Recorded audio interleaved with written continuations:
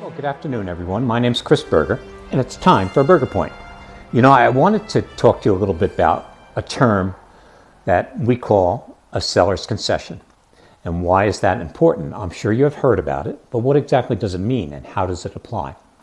Well, for example, say the seller has a lawnmower. It's worth $2,000 and it's in the shed, but they don't want to take it and they don't want to sell it. So what do they do with it? Well, they can offer it to the buyer as a concession as part of the purchase price. Now, this is pretty much more common than we realize, but it goes on all the time. However, a real seller's concession is that something called a buy down. And what's a buy down on a mortgage?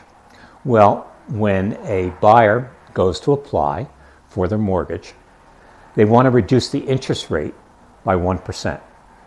So how do they do that? Well, it's called a buy down. So they're agreeing to pay the bank or their mortgage lender a certain amount of money. Let's say $7,500, okay? But they don't have the $7,500.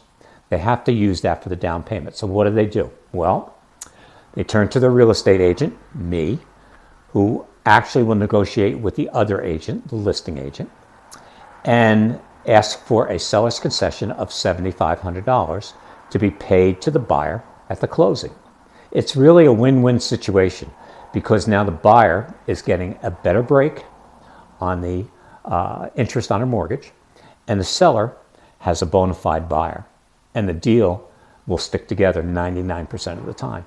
So at the closing, what happens is that the seller will actually pay the buyer $7,500 to cover that mortgage buy down. And that's my point.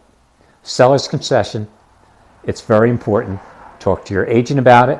Talk to your mortgage broker about it because you can reduce the interest on your mortgage that you pay each month. And it makes a big difference in the deal. That's my point.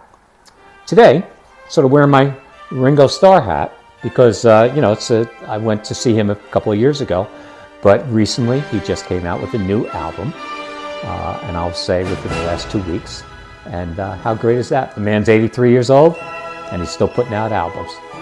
And as Ringo always says, peace out. Good afternoon.